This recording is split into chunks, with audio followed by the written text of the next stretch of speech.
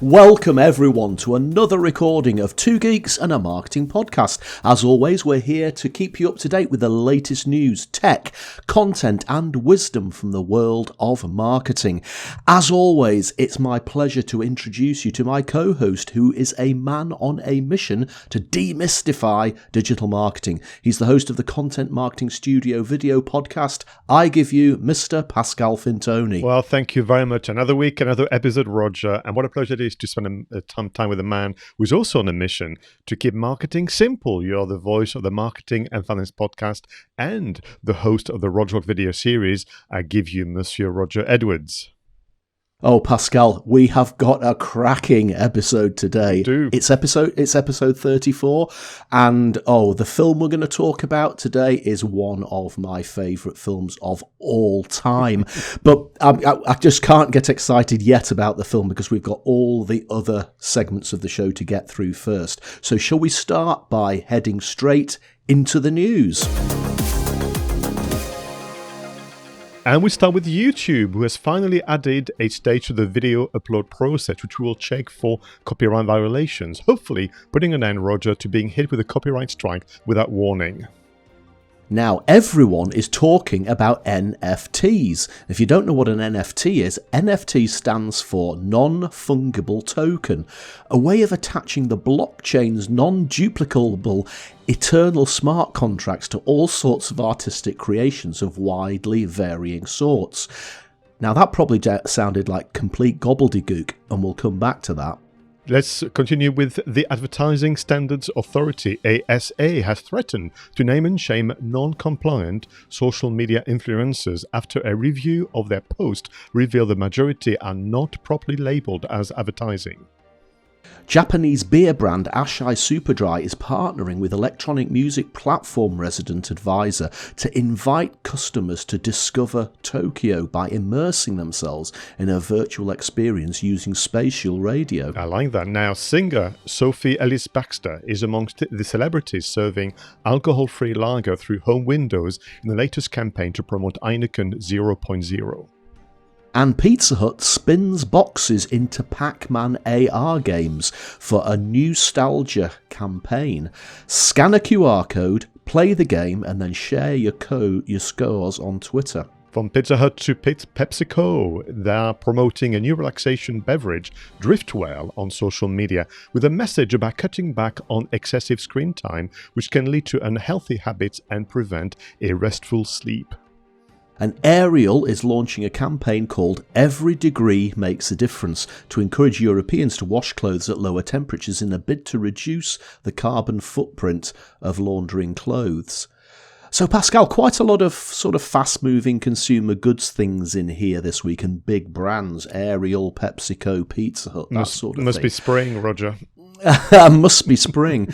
And yeah, it's good that YouTube are helping us avoid getting copyright strikes. But I want to go back to that second news article about NFTs, Pascal, and I deliberately left that sentence as copied exactly from the news source that I took it, because it is one of those examples of utter gobbledygook, mumbo jumbo and jargon. And I don't know whether you've come across this concept of an NFT. It's only about a week since I first heard the term, but all the big American gurus are going on about this, and Gary Vee has been doing live broadcasts. Now, it's something to do with blockchain, and it's something to do with art. And I believe that the very, very first tweet ever tweeted by the creator of Twitter has been sold as one of these NFTs, and it's some sort of blockchainy way of recording something with this unique NFT, and it's totally unique. It can't be duplicated. It can't be forged or anything like that. And they're all talking about selling pieces of art. And I've listened in. They're even on Clubhouse talking about this, and they're talking about attaching these NFTs to pieces of art and selling them for millions of dollars. And it just sounds like total garbage and gobbledygook to me. Unbelievable. Interestingly, Roger, when I first scanned through the news that you kindly prepared for today, I thought, oh, that's a tough one to read. Surely he would want to make it easier on himself. And then I realized that, of course, you are the man for simplicity. So I knew what you were doing there. So I came across, obviously, a couple of articles for you. But here's my problem with the language. To begin with, the acronym is already taken up. Now, in my line of work, we would talk about near-field technology, which has been used in logistics and more. The other thing is non-fungible tokens. My mind takes me into the mushroom territory. So I'm really struggling with that.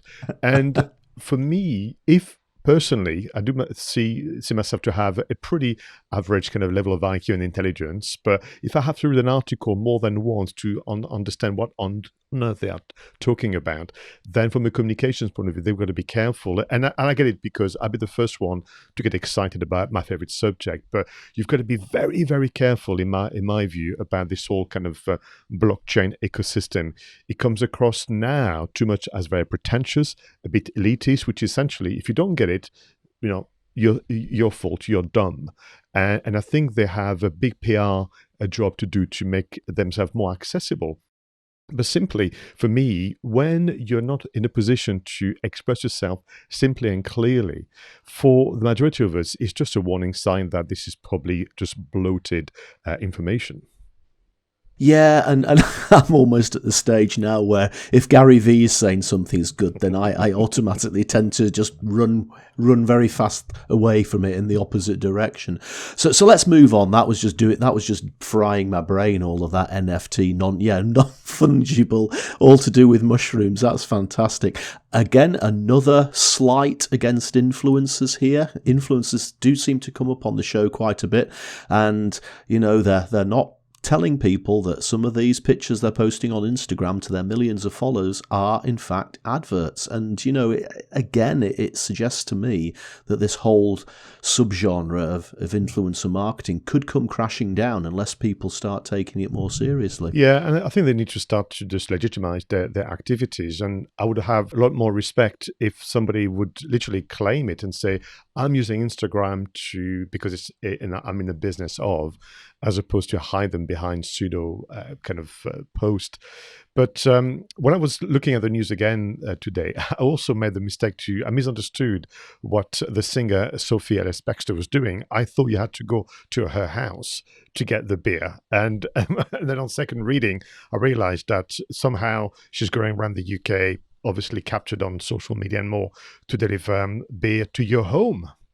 Oh yeah, and it's even better than that. They've actually got a cherry picker, one of those cranes with a little sort of box you can sit in. So literally, you could be sitting on the second story of your house, like where I am now in my home office, and there could be a knock at the window, and you could turn and look, and there's 𝗖𝗵𝗲 𝗪𝗃 stood there in a cherry picker, offering you a can of Heineken through the window. Now, I think I'd be quite alarmed if that happened to me, to be perfectly honest. Yeah.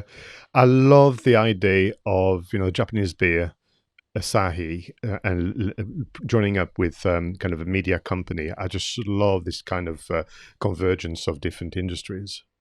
Yeah, deliberately, it started out as a coincidence, but then as I added more to the news this week, I realised that there was a lot of similarities. Again, the Pizza Hut thing, 𝗧𝗵𝗲 campaign, and literally the box that you get your pizza in is a mock-up of the Pac-Man game. It's got the maze on it and the dots and the ghosts. And yeah, you just scan a QR code into your phone and immediately they've got a version of Pac-Man that you can play. These are quite innovative and quite fun marketing initiatives, and the PepsiCo one's a similar sort of idea, although that's based on relaxation. And then of course the aerial, I love that take on what it is. Every degree makes a difference is a very, very clever strapline. Simple. Yeah. The all about PepsiCo though, I'm in two minds almost, Roger, because what they're doing is they're advertising on social media. You're watching an advert on Facebook, let's say, and what they're saying, which I know is a very blunt version, stop spending so much time on Facebook, have a drink and relax and spend more time with the family. And I'm like, okay, all right, yeah, maybe. As in, it's a strange thing to attack the very platform you're using to advertise your product. That's absolutely true. I hadn't actually thought of it like that. But nevertheless, I think sometimes we tend to focus very much on business-to-business brands. It's the nature of the work that we do. So it's quite refreshing sometimes to look at these more fast-moving consumer goods marketing campaigns, I have to say.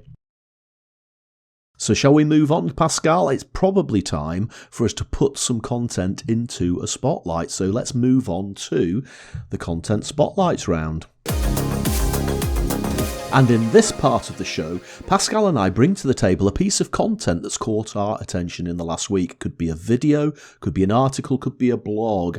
And the great thing about it is neither of us pre-warn each other what the content is, so it's always a bit of a surprise. So Pascal, surprise me. What have you got this week? I've got a video for you this week for also our viewers and listeners that I really want you and everybody else to watch. The title is as follows: 21 Smart SEO Tips for 2021. So we can see what the title is. Now, you'll know that my roots as a consultant and trainer began a long time ago. I don't mention the years anymore, as providing SEO masterclasses and training. So I have a soft spot for things to do with SEO, even though I don't get involved as much. Now, this video was produced and recorded by Moz, my kind of go-to authority, and it was delivered by the SEO expert 𝗧𝗵𝗲 𝗧𝗶𝗄𝗵. And in a quarter of an hour, the guy packed so much good advice and so much kind of insight into how to think about your SEO action plan for this year. So to begin with, a great lesson about how much value you can provide in a quarter of an hour. Sometimes the content can be to the point and put together. These are part of the Whiteboard Friday series. You may know them well, so you know that they've written on the whiteboard all the kind of key elements of their presentation, and then they talk you through that, which I think is lovely. It was started many years ago by Rand Fishkin, you know, the kind of founder of Moz. Mm-hmm. So 21 smart SEO tips seems like a lot, but actually what they are there to do is to invite you, either as a solopreneur or as part of a team, to go through a bit of a checklist and over the next few weeks and month, apply the different tips. They are organized into 4 different categories. The first one is about increasing clicks from the ranking you already have. So essentially making what you've done already work harder for you. The second category is around content and on-page SEO. The third category is technical SEO. And last one is link building. And across those, you've got the 21 top tips.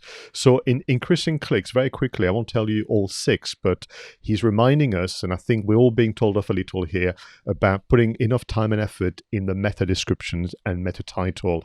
It's boring, it's tedious, but it does make a difference. The other thing that he's asking us to do, because Google is going to pay more attention to that this year, is around creating a kind of go-to FAQ section or a how-to guide and that kind of thing. So, and the video tells you a bit more about how to do that. The category on content and on-page SEO, I think there was some very smart advice. There was 9 tips, but the top 3 for me would be to relaunch your high-performing content. So what it's saying is, look back at the last maybe 12 to 24 months, and if it's not obviously time-sensitive, just give it a new lease of life, because if it was performing a few months ago, it will perform still to this day. So relaunch that by having a refresh or maybe a realignment of all the content. Increase internal links on your website. In particular, what he's saying, we're all very naughty to be creating new content all the time. But what about the content 6 months ago? Have you gone back to create the links to the newer content and vice versa? So putting some time on that is very important. And finally, which is something that you and I obviously subscribe to, make sure that if you're going to be creating content about a topic, don't just do a one-off article hoping to clickbait. You have to go deep, and of course you have to create more than one pieces of content per topic. This is what they call leveraging the topic cluster. In technical SEO, no surprise there, you've got to find ways for your site to speed upload to be increased. And he's recommending to do some research about, whatever platform you use, whether you use WordPress, Wix, Magento, whatever, just Google what is possible within the engine to make things go faster. And he's asking us also to make sure that sitemap, in particularly dynamic sitemaps, are working well for us. And then in link building, three advice there, but the one that people know well, what he called passive link acquisition. Be the go-to authority by creating the ultimate resource around maybe a data set, maybe a guide, maybe a how-to library of on-demand content, but you've got to create that kind of, impossible to resist, and people will link to you without you asking. And then finally, as an advice, because outbound linking is hard, it takes time, try and seek out, the kind of news website or maybe kind of sector website that are already linking to your competitors, because it shows that they are in the business of curation, and therefore they may consider you as an addition. So a great 21 set of tips organized into 4 categories, delivered at pace in a quarter of an hour, which means that you can use it to kickstart your own deliberation or maybe a team meeting if you have the luxury of a marketing department. Interesting stuff, Pascal. I have to say, I've always... Again, I said I run a mile from things Gary Vee said these days, but SEO's been one of those things that, again, it always feels a little bit like black magic to me, and it's been something that only SEO experts understand, and maybe they portray it like black magic to keep that mystique and keep people out. So it's really interesting to see something like this. But the one that you said in there, and I almost just felt that I had to rest my head in my hand there, is that obvious thing of going back to old posts and creating links to more recent posts, as opposed to posting something with a link back in time. And oh my goodness, do I not do that? And it's a timely reminder. So great. I'm going to go and have a look at this. I'm sure there's quite a lot of things in there that will cut through the black magic, but it's just little snippets like that that make me think, I do need to go back and do some work on some of my content. No, and I think that's why, thank you, Cyrus, for putting this together, because it is very useful in that way. So what about you, Roger? What have you got for us this week? This is a bit different, actually, Pascal, because the 2 pieces of content that are in the spotlight are actually nothing to do with marketing. Okay. But it's how these pieces of content have been used in a very clever way is absolutely marketing. And I guess this is almost like a masterclass in repurposing content and actually repurposing content that's 20 years old. So a little bit of background. These 2 pieces of content are about the rock band U2. Now, I know they're not everybody's cup of tea. I go through a love-hate relationship with this band. Sometimes I think they get a little bit too political, but you can't alter the fact that they are a mega global group, and they've been around since 1976. And all 4 members of the band are approaching their 60s, if not in their 60s already, and yet they're still churning out albums, they're still touring the world, they're still packing out stadiums. And the singer Bono, his voice is just as strong as it was 30, 40 years ago, unlike quite a lot of group singers who, unfortunately, their voices tend to weaken over the years. Now, I saw U2, the only time I saw them live in concert was in 1987, so quite a long time ago, and it was absolutely fabulous. It was such a great experience, seeing them live. So I'm looking through YouTube the other day, and I've noticed that a lot of pop groups and a lot of rock groups are doing this sort of thing during the lockdown, and I think it's the lockdown that's almost promoted this. But I came across this event, and U2 are actually going to rebroadcast one of their concerts from 2001. Now, this concert was originally recorded and released on one of the very first DVDs that was ever out there. But apparently they've remastered it, they've digitized it and cleaned it up. And of course, the video looks a lot better than it did when it was first released. So there was this great big sort of event place marker on YouTube saying, we're going to broadcast this 20-year-old concert live on St. Patrick's Day. Of course, U2's an Irish band, so lovely tie-in there. And, there's lots of advertising to say that this is going to happen. And what I also then saw is that they have a separate piece of content, which is a pre-recorded video, which was recorded recently, which is an interview with all the band, hosted by a guy called Dermot Kennedy from the Virtual Road. And, you know, just watching that on its own as a piece of content was quite fascinating, because you get to see them as they are now, and they talk about their music and they talk about their history and what motivates them and that sort of thing, but all building up to this broadcast of this 20-year-old concert. And at the appointed time on St. Patrick's Day on YouTube, this concert effectively is broadcast as live. And if you start watching it out, I think it started going out at 7:30, then the 2-hour concert would play as if you were watching it live. And then they were going to leave it up for 48 hours, and then it disappears forever.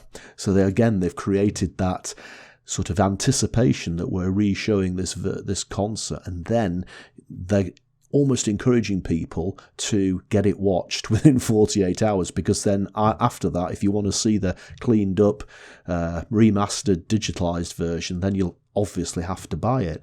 And I just thought that whole thing, that whole doing a separate interview show, building up to effectively what was a live event, albeit on YouTube, and then broadcasting it. And it's had, as you would expect, hundreds of thousands, probably millions of views by now. I haven't checked today. I probably should have done. Just an overall great marketing drive, and it's all from a piece of content that's 20 years old. So I think the lesson from us from that is you can repurpose stuff that might seem quite old, and you can create excitement around it by maybe producing that extra piece of content like they did the interview show. So absolutely fascinating. And of course, the music was fantastic. Brilliant. And you know what is lovely is that you've got the two elements working together. So you've got the element of the sense of event, and this concert that perhaps someone has not seen for quite some time. Maybe you don't own the VHS cassette or the DVD, because that would have been what was available at the time. But you add the value with the conversation. And I think, you know, back to the comment I made a moment ago about SEO relaunching your high-performing content, maybe there's a hint as well, which is don't just do the essential, what people would expect you to do. Surprise them with something like an intro to this content, and say, oh, a year ago we wrote this, and this was the story behind it. But you're right, you know, the pandemic, I mean, there's been some awful things happening with it, but this access to artists in particular, or to business celebrities in their own right, it's been just unprecedented, really. Yeah, I mean, it just really made me want to get back out there and go and see live music again. So, yeah, once again, Pascal, a couple of quite different items of content, but again, exciting stuff and exciting stories behind both of them. Shall we move on then and talk about some technical stuff? Shall we move on to the marketing tech and apps section? In this section of the show, Pascal and I bring to the table items of technology or apps that have caught our attention over the last week or so. Always an exciting part of the show, and I always learn something new. So Pascal, what have you got for me this week? So this week I've got two options for you to go online and organize video meetings. And one was a newsletter that I received from a company called 𝗪𝗏𝗧, formerly known as appear.in or appear.in. Do you remember that company? They kind of made the headlines maybe a few years ago, but then everybody went Zoom mad. Yes. Or team crazy. So what is interesting about 𝗪𝗏𝗧, they have relaunched and refreshed their business plan. So this would be the payable service. But I have to say, the features they've added or included into the business plan are very interesting to me. And I think it's important for all of us, Roger, as content marketers and creators and team leaders, to have options. You know, as I've mentioned a moment ago, we have Zoom, we have Teams, Skype, and a few others. But a couple of things that was interesting for me with 𝗪𝗏𝗧, of course, is the recording. But also you could also control and put just enough branding onto the interface so that when you get a video file, it looks a bit more like yours as opposed to, you know, what you get normally if you record from the other platforms. And there's a few other things you can do as well, which you can expect. So to begin with, well done to 𝗪𝗏𝗧 for getting in touch really via their mailing list and practice email marketing in a good way. But it was done well. It was done as part of an announcement, and it was also them responding to the market forces and having essentially strengthened their business offering. The reason why 𝗓𝗏𝗊 should be a consideration for our viewers and listeners, and for you and I really, is, as you may remember back in the days, their USP is this was a web browser kind of solution. So there was no need to download any solutions. There was no need to have, complicated login details or whatever. And it really made it much easier for people to have video meetings. And it was also putting a lot less pressure on your computer kind of chip. And you didn't have to have, meetings where suddenly, or you can hear the fans of your computer trying to keep your machine, temperature down. So 𝗓𝗏𝗊, I might return to it because, like I said, I'm a lapsed user and I like what they've done for businesses. So using the same argument that we need solutions sometimes that are kind to our laptops and mobile phones, I came across a live streaming solution new to the market that's going to go alongside all the others we've mentioned on this show before, Roger, and it's called Melon, like the fruit. So you can find them at melonapp.com. And again, this is a browser-based, a web-based live streaming studio. And they say that with no downloads required, you can organize live streaming and, of course, go live on different social networks. And I like the idea of, again, a system that has listened to what the market needs, because certainly for me, when I look and I pay attention to all the other platforms, when I pay attention to the groups that they have, for example, on Facebook, Roger, the complaint is usually around the demand on one's laptop and the noise of the fans, or the fact that sometimes the system crash and so on, because it's just too much data being processed. Now with Melon, this will be done on their side via the web browsers. So worth people giving it a go. Yeah, Pascal, I actually dived in and had a look at the Melon app, because it's obviously similar to Restream that we've talked about on the show before, and it's similar to StreamYard that we've talked on the show before. But what was very interesting about Melon is the charges. Now, both Restream and StreamYard offer broadcasting in 1080p, but you have to sign up to one of their quite high up plans. I think you're talking about £50 a month, which was quite a lot to pay for a streaming platform. Whereas Melon are offering 1080p, and I think it's a launch offer, but it's more like £15 a month. So if you did want to try broadcasting in higher definition and seeing how it worked, rather than investing quite a substantial amount each month, Melon might be a good opportunity for you to cut it for a lot less. Super. So what about you, Roger? Have you got something as surprising as your earlier selection for content spotlights? On the show before, we've talked about TikTok, haven't we? And we've talked about Instagram Reels and how these have just blown up and how a lot of people are using them very successfully to create massive followings. And YouTube, as expected, are following suit. And the YouTube equivalent of TikTok and the YouTube equivalent of Instagram Reels is going to be called Shorts. Now, I've known about this for quite a while, Pascal, and they've been beta testing it mainly in India. So most of us won't even have seen any of these. But I've noticed more and more recently, Shorts have been turning up in the timeline on my YouTube desktop. And I read a little bit more into it this week. And actually, even though doing Shorts isn't available outside of India, there is a way that you can try it without actually having access to the app, because only people within India have got access to the functionality. And it's quite simple, that you have to upload a video to YouTube as you normally would, but it has to be less than 60 seconds. So YouTube understands that. And you have to also include the hashtag Shorts either in the title of the video or in the description box, probably both actually. And by doing those two things, and it's got to be a portrait as opposed to a landscape video as well. So by doing those three things, portrait, under 60 seconds, and the hashtag Shorts, YouTube recognizes it as a short, even if you haven't uploaded it using the Shorts app, if you get what I mean. So I tried this week, and it's actually quite fascinating how their algorithm picks it up and almost scoops it away and puts it in a separate little platform on the Instagram screen. Now, I'm not sure It's for me, but for all of those people who really like Instagram Reels and TikTok, it's a similar sort of thing. And there's a style to those videos, isn't there? There's a style that it's quite jump cutty. They quite like transitional effects and text popping up and people pointing to text and stuff like that. And of course, background music. So it did get me thinking that it might be worth trying this out a little more. And I therefore started researching apps that would help you to create that sort of portrait video with the jump cuts and with the effects and all of that sort of thing. And it brought me back to an app which I might have mentioned on the show before, but if I did, it was well back in the first episode or two, and that is InShot. And InShot's an app you can get on your phone, and it specialises in vertical video, although you couldn't do the normal landscape if you wanted to.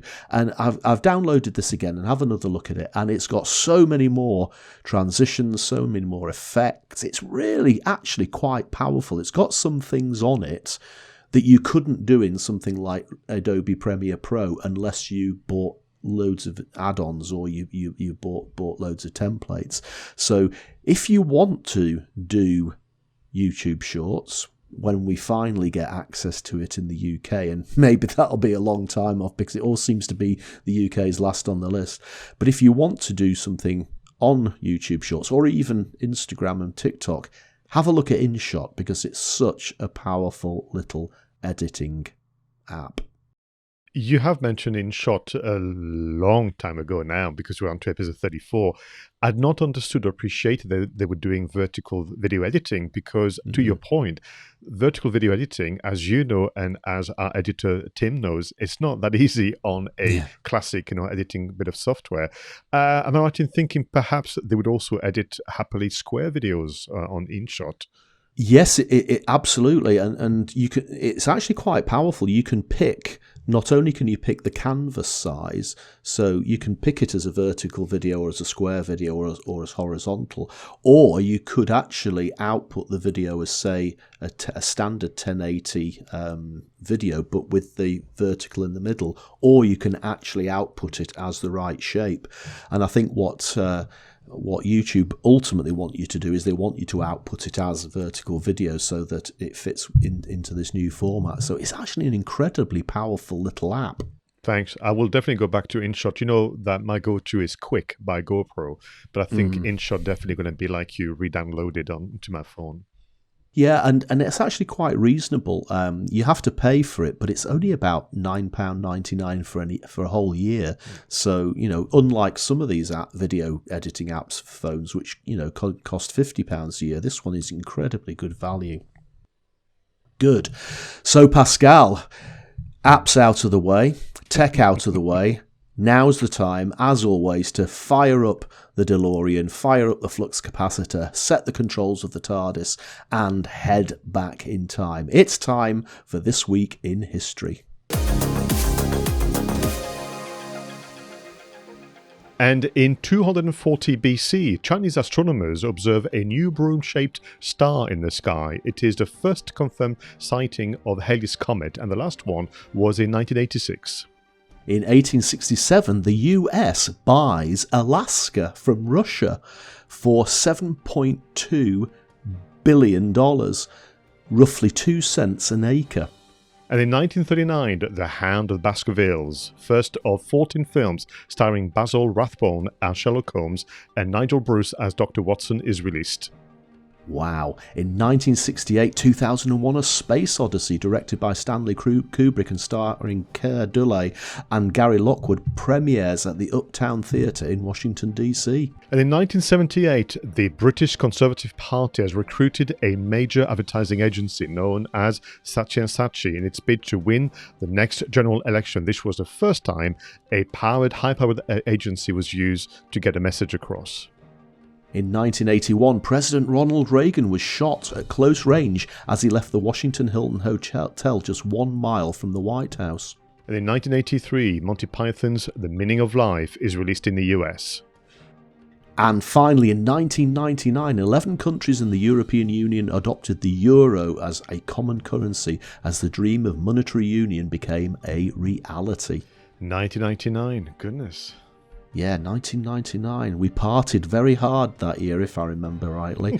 So what about the Conservative Party? I just assumed that these political parties would have been using advertising agencies all the time. But it was actually, when I read that, I thought, gosh, maybe this is the first time that a political party engaged with a high-powered, 𝗧𝗏 𝗧𝗏, one of the biggest ad agencies in the world, and and of course they did win the election as it came to pass in 1979. So very interesting that was the first time. Yes, and I think for me, it's a combination of things. It's a combination of 78, so we are into, pretty much TV, radio, newspapers, options available to the different parties. But it's also, access to resource. So maybe in 78, they had obviously people that were happy to finance the kind of marketing campaign. But also, yes, being at the receiving end of criticism for using such a high-profile agency as well. It must have been interesting back in 78 and to analyze, the ins and outs of the campaign. Yeah, and maybe they were criticised as well for splashing what I imagine at the time was quite a lot of cash on an advertising agency when that money could have been better spent on other policies. But then nothing changes, and that sort of criticism would be levelled today.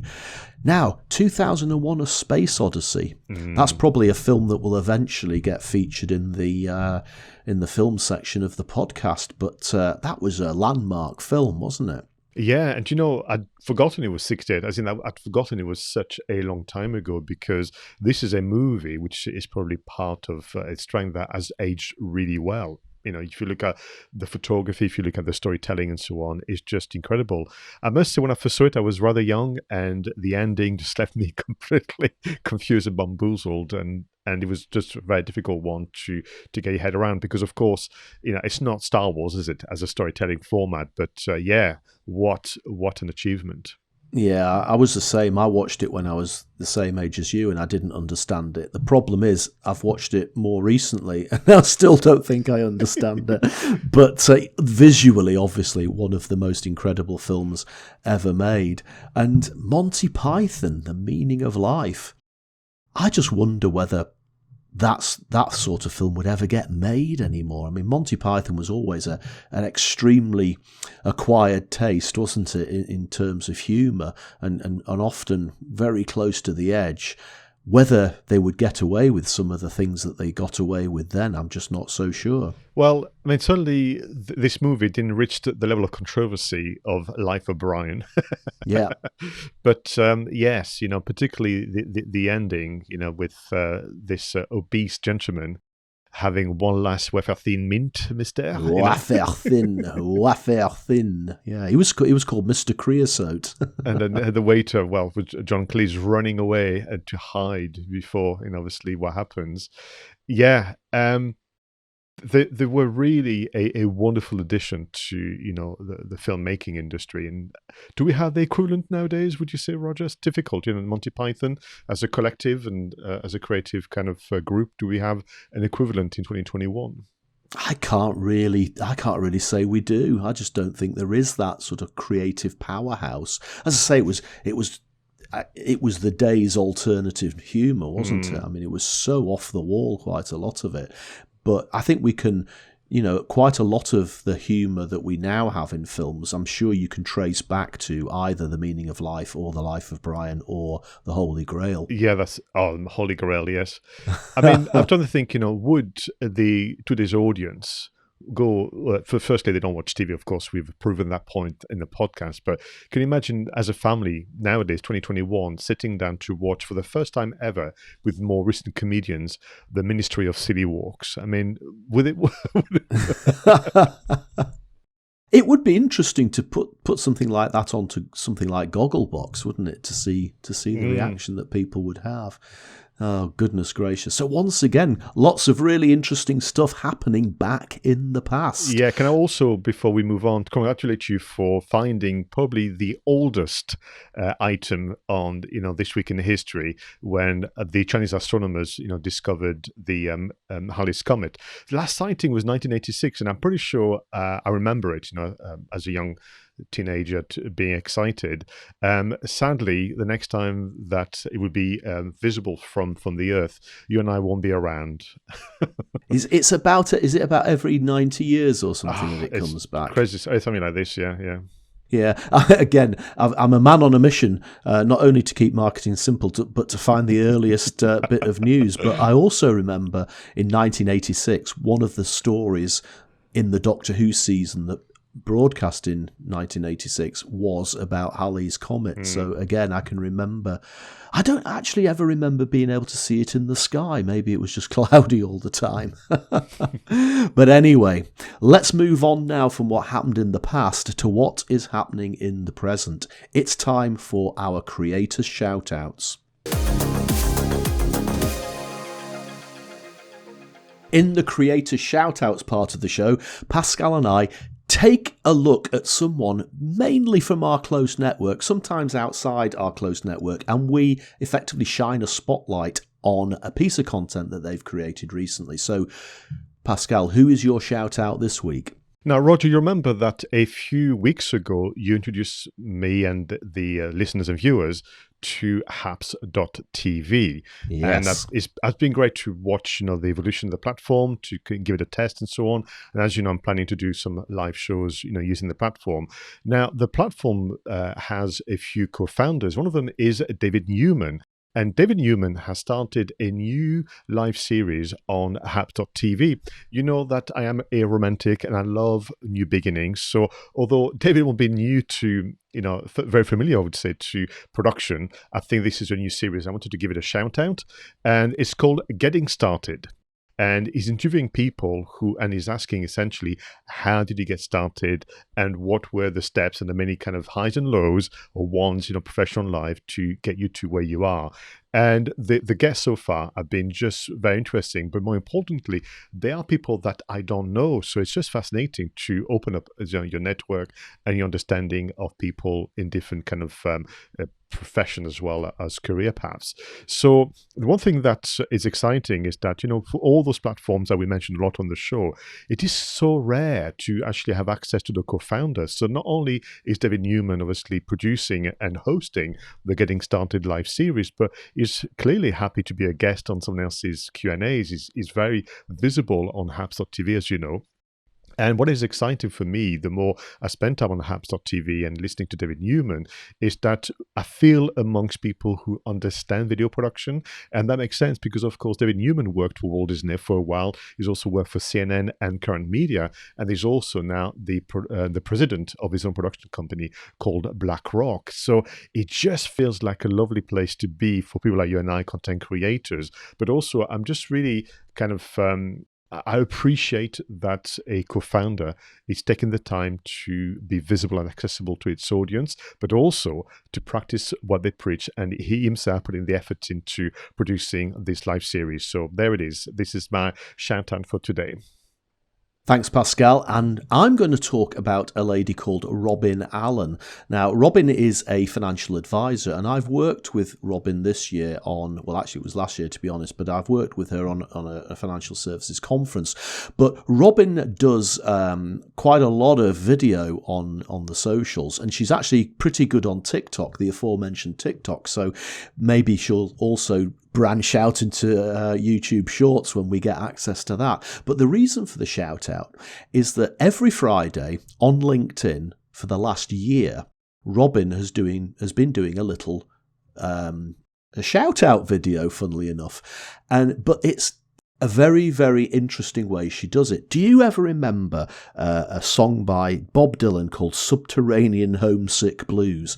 A lot of people may not remember that song by Bob Dylan, but the video that went with him had him stood in a street with a pile placards, and as he sings the song, he throws the placards away, and of course the words of the song are on the placard.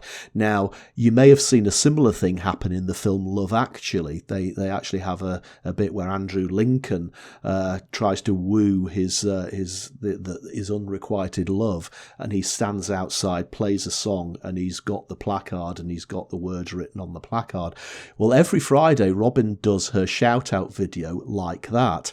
So she doesn't say anything. There's no words. There's a bit of music in the background.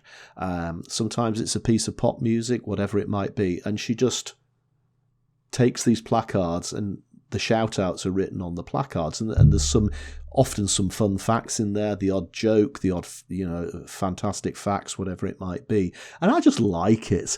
It lasts for about a minute and a half. It's quirky. I've had a shout-out myself a few times, which is quite nice. So if you want to have a look at how somebody's doing something just a little bit different, and obviously inspired by either Bob Dylan or Love Actually, I probably suspect it's Love Actually that's been the one that inspired this. Just check out Robin's video. There will be a link in the show notes taking you directly to, I think it was today's Friday shout out for Robin Allen. That's a lovely selection. Once again, two content creators doing what they love doing their own way. Right, Pascal, we have been on fire today, and perhaps the reason we've been on fire today is that the film that we're going to talk about in the next part of the show is one which we both love to bits. So shall we get straight into film marketing? Way back on Two Geeks and a Marketing podcast, we reviewed Flash Gordon, which of course had a soundtrack, an amazing soundtrack by rock band Queen. Today's film also has a soundtrack by rock band Queen. It's another sci-fi cult classic, and it is Highlander. Pascal, do you like this film, or do you like this film? I absolutely adore this film. I adore everything, including its flaws, including, what sometimes doesn't work so well. And for me, it's two things. It's the nostalgia and the memory of going to see this movie with my own pocket money. At the time when it came out in 86, I would have been 17. And the sense of pride that a French national was the big star, Christophe Lambert, as we call him where we're from. But also, the storyline which we're going to go into, and it was such a romantic movie. It was an action movie. It was, on occasion, a sad movie. And carried by the soundtrack and the songs from Queen is just a wonderful, again, contribution to the world of cinema. Yeah, now, maybe there are people listening to the show who haven't seen this film, but I'm suspecting that most people have, so I'm not worried as I might be for more recent films as to actually spoiling it. So, very briefly, you've got this character, Connor MacLeod, played by Christopher Lambert, as you say, and he's the Highlander of the title of the film, and he goes into battle with his brothers, and during the battle, he gets stabbed right through the heart by this gigantic, murderous Kurgan character, which is played by Clancy Brown. Gigantic guy. And of course, everybody thinks that that's the end of Connor MacLeod. But of course, he comes back to life because Connor is immortal. And the rest of the film is in the present day, but with multiple flashbacks to his time living through history. So some of it is set in the Highlands of Scotland, some of it is set in Renaissance France, I think, some of it's set during World War II, and then of course we've got the up-to-date scenes, and it of course culminates in this great big sword fight between Connor MacLeod and the Kurgan and Clancy Brown at the end in this special effects filled bonanza epic finale to the film. But as you say, it's more than just two people fighting with swords. You've also got the heartbreaking elements of the lady that he marries effectively way back in the past. And of course, he's immortal and he gets older. And she gets older. He stays the same. And eventually, sadly, Heather, his wife, dies.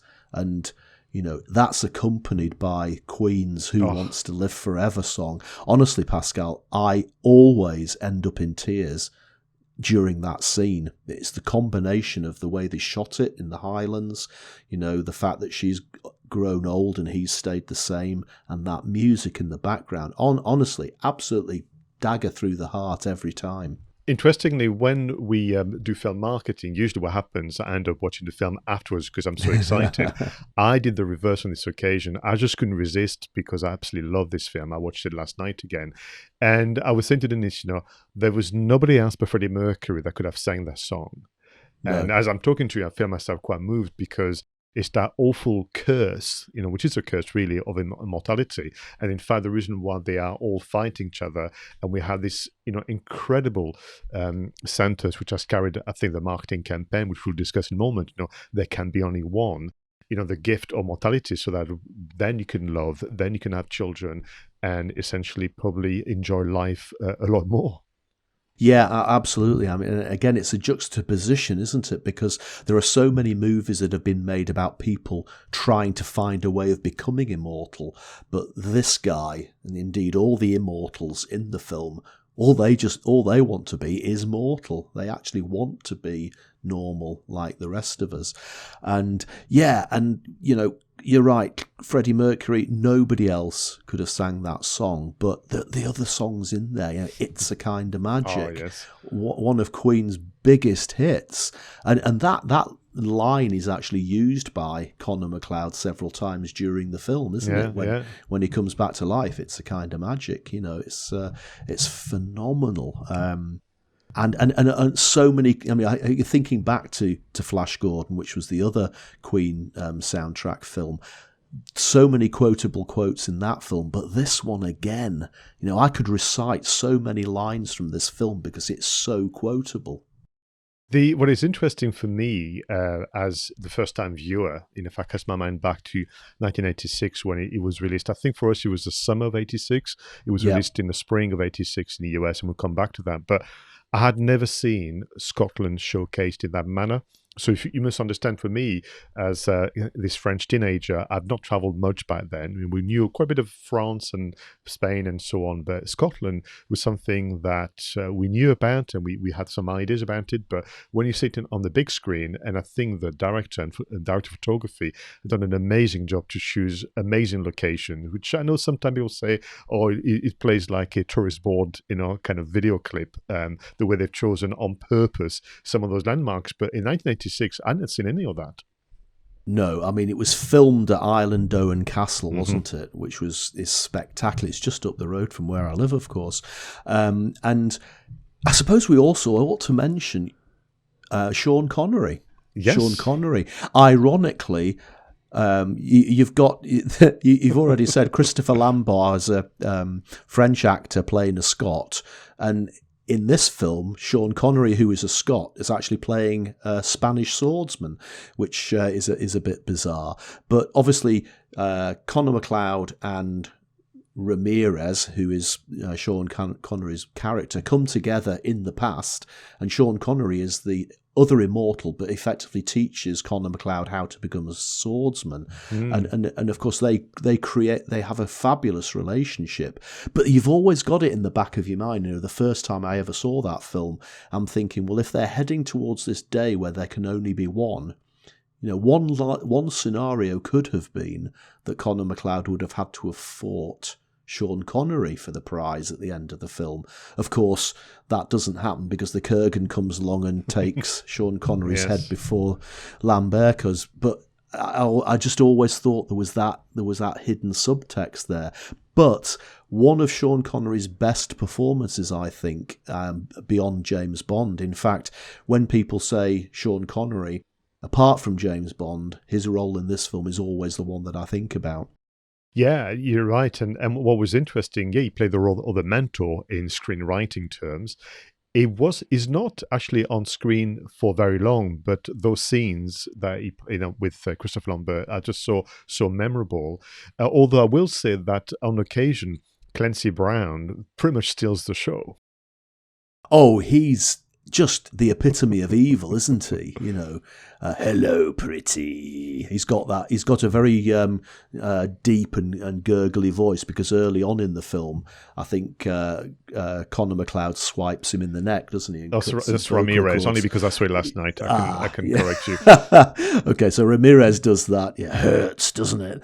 And so he's got that deep voice. But you know, one of the scenes where they're in a church, and Clancy Brown is just being totally inappropriate with the people in the church, but he comes across as somebody you would not want to mess with.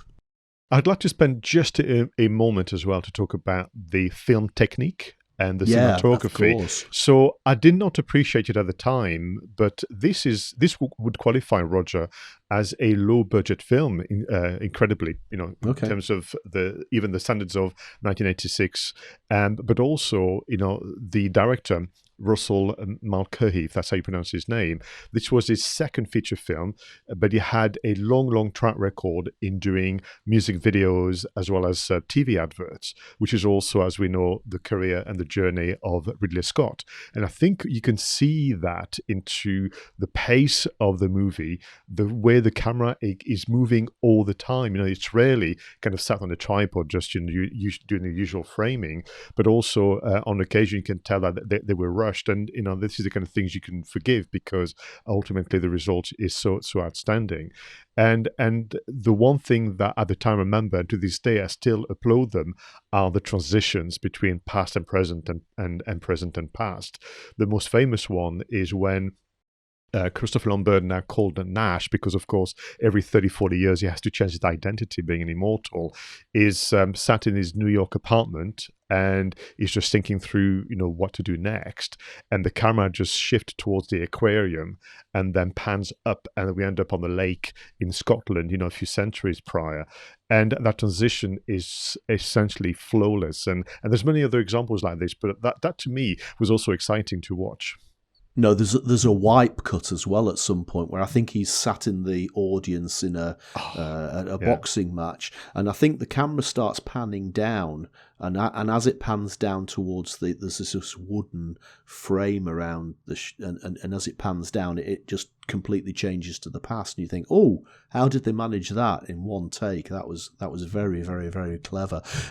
Another word about Queen, actually, Pascal, for this. Now, again, you know, fabulous songs. A Kind of Magic, Who Wants to Live Forever, we've talked about. Princes of the Universe was the song that finished the show.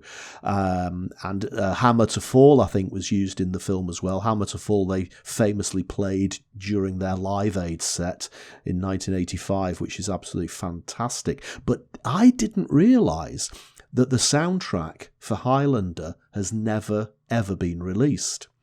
There's been an EP with a couple of bits of orchestral music on, but there's never been a release of the soundtrack.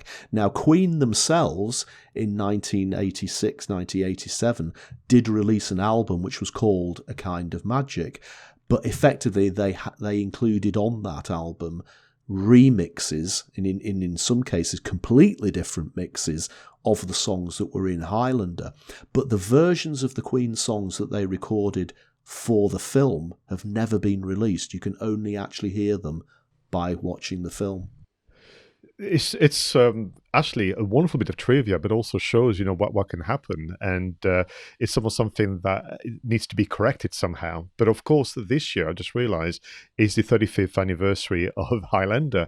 So if I have no doubt, you know, distributors are listening to the Two Geeks and the Marketing podcast. So just let you know that you should really do a formal release of the soundtrack. People would adore that. Shall we try and spend a bit of time on the marketing, Roger?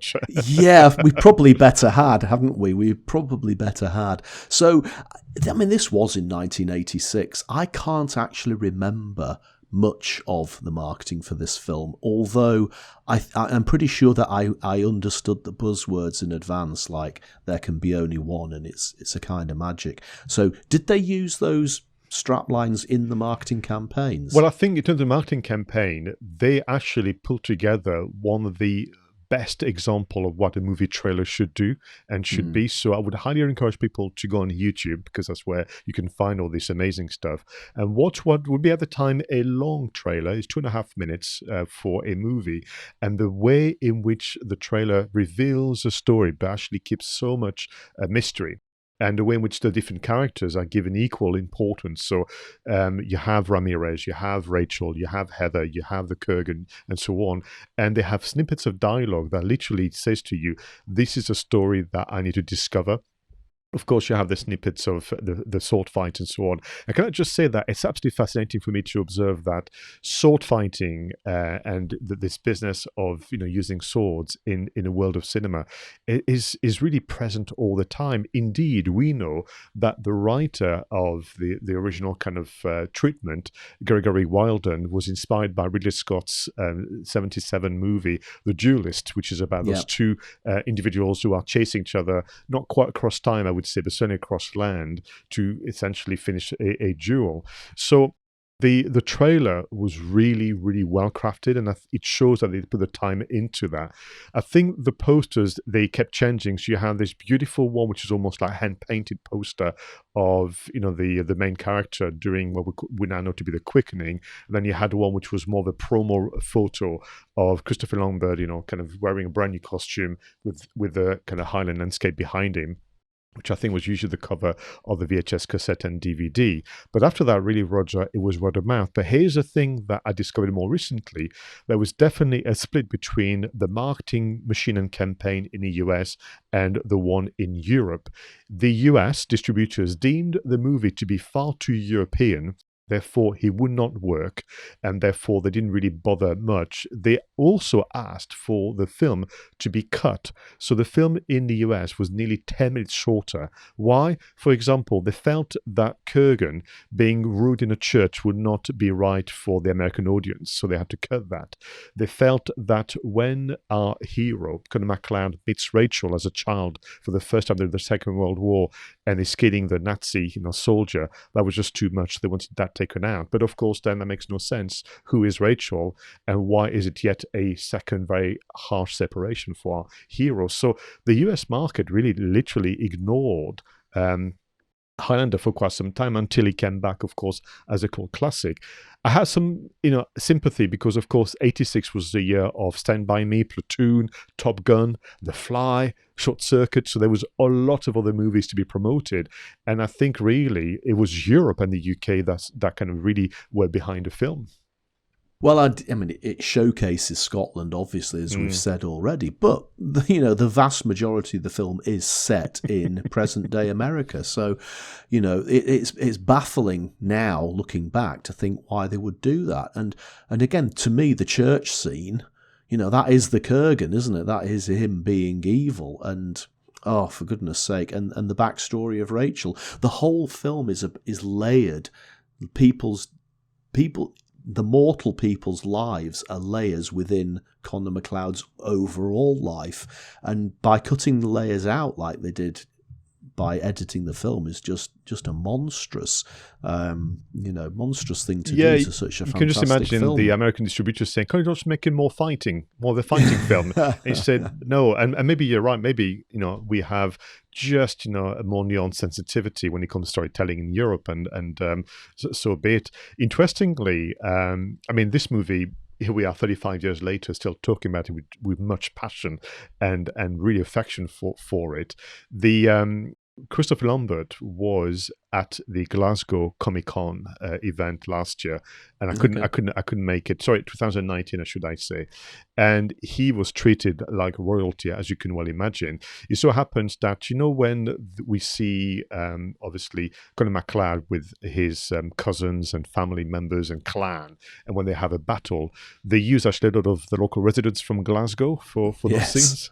Yes, yeah, and there's a lot of people within the Highlander film who have gone on to do massive things, like James Cosmo's in there somewhere. He played Connor's brother, or he's the guy with the great big ginger beard. I mean, he's been in loads of films, Game of Thrones as well. And there's a lady in the background as well who's very young, who's gone on. She's called something 𝗓𝗏. I can't remember 𝗬𝗏 her name. 𝗬𝗏. Yeah. She's been in loads of things. So, again, it's lovely to be able to spot people in films like this who effectively had bit parts, I guess, who went on to do bigger things. And again, interestingly, Heather, very, very pretty young girl in the film, and I can remember at the time being a 17-year-old boy thinking, wow, Heather is so pretty. I really, really like her. She actually turned up in the BBC series Poldark. She was the serving the cook, effectively, for Poldark in the Poldark series. So all of these people, effectively in their early years as actors, turning up in this fantastic film. Wow, Pascal, this has been a kind of magic, hasn't it, today, talking about this, and I'm sure we could carry on for a little bit longer, but it's probably time to wrap things up. But seriously, if you're listening to the podcast and you haven't seen Highlander, do please buy it, rent it, whatever. You need to see this film. Should also say, and we won't get into it other than me saying this, but the sequel, Highlander 2, utter garbage. So as far as I'm concerned, Highlander the film is it. I thought you were going to say there can only be one. There's only one Highlander. There can only be one Highlander, Pascal. There can only be one. So everybody, thank you so much for listening to episode 34 of Two Geeks and a Marketing Podcast. It's been an absolute pleasure today talking about the marketing tech and the spotlights and everything, and of course that fantastic film. So if you enjoyed the show, please do subscribe wherever you listen or wherever you watch. If you've got comments, leave those comments wherever you listen and wherever you watch. And if you've got suggestions for films you'd like us to talk about, do please get in touch. Until next time, go out there and make sure that your marketing is done right. I was Roger Edwards and he was Pascal Fintoni.